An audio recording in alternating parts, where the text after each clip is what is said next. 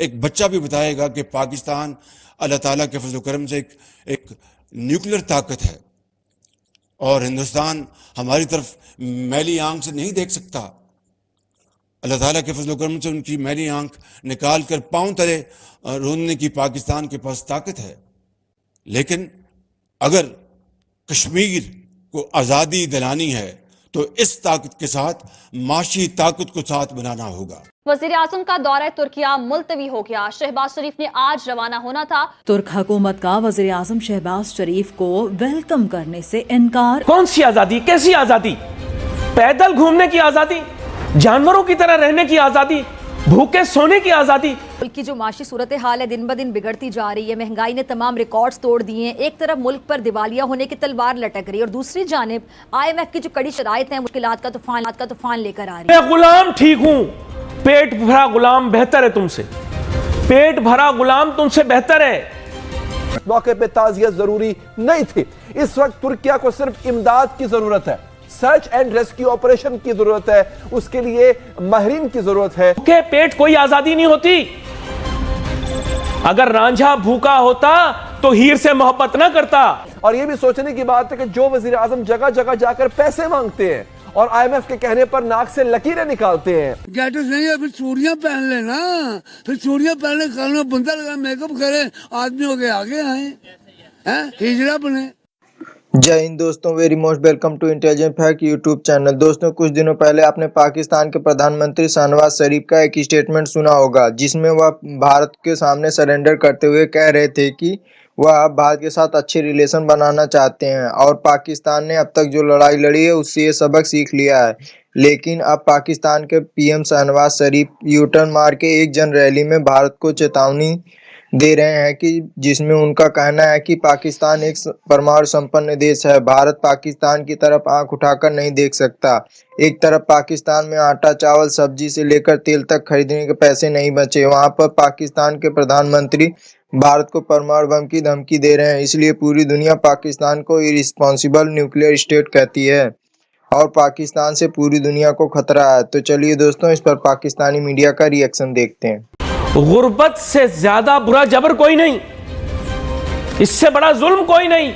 Poverty is the worst form of violence. ये एक economic terrorism है। ये मैंने नहीं कहा नाज़रीन, ये मैंने नहीं कहा। ये आपको समझना है बात को। कौन सी आजादी, कैसी आजादी? पैदल घूमने की आजादी, जानवरों की तरह रहने की आजादी, भूखे सोने की आजादी। ले लो भाई तुम ये आजादी।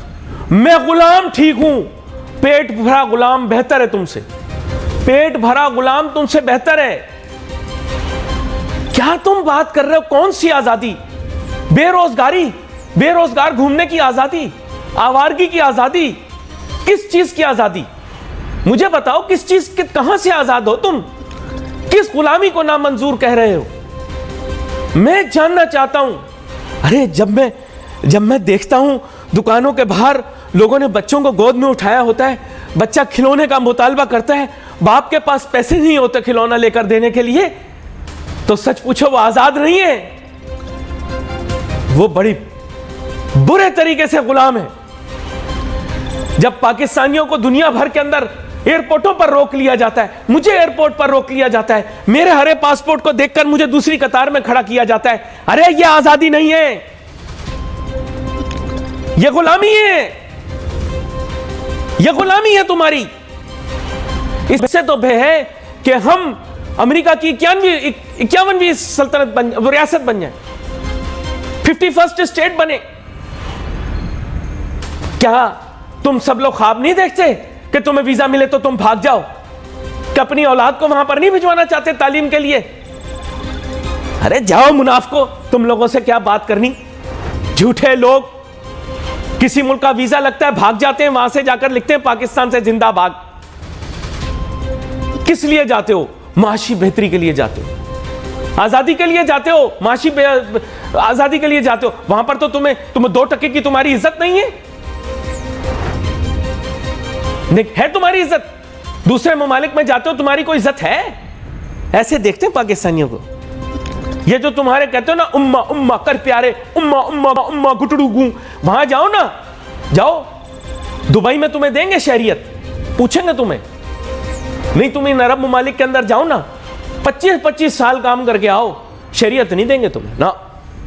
उधर जाते हो, गोरी से शादी भी करते हो, हैं? बच्चे फिर भी तुम लोगों के काले पैदा होते हैं, फिर भी उनसे नफरत करते हो, हैं? बोलते हो ये लोग ठीक नहीं है। तुम्हें वहां काम करने की आजादी, तुम्हें वहां नमाज पढ़ने की आजादी, तुम्हें वहां रोजा रखने की आजादी, तुम्हें हर किस्म की मजहबी आजादी वेस्टर्न ममालिक में तुम्हें नहीं मिलती। उनका निजाम तुमसे बेहतर, सड़कें साफ, सड़कें उनकी ऐसी हैं खाना गिर जाए बंदा उठा के खा ले।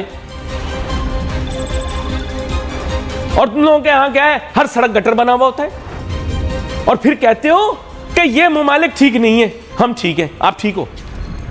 मुनाफिकत छोड़ दो। गुलामी कौन सी? मैं जानना चाहता हूं ना यार, भूखे पेट कोई आजादी नहीं होती।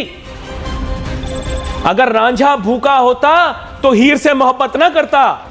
मुझे ऐसी गुलामी बेहतर लगती है ऐसी आजादी से जहां मेरा पेट भरा हो, जहां पर मेरी कौम को मुफलिसी का सामना ना हो, जहां पर मेरी कौम के बच्चे भूखे ना सोएं, जहां लोग 8-8, 10-10 रुपए की दवाई के तलब में ना मर जाएं अस्पतालों के बाहर।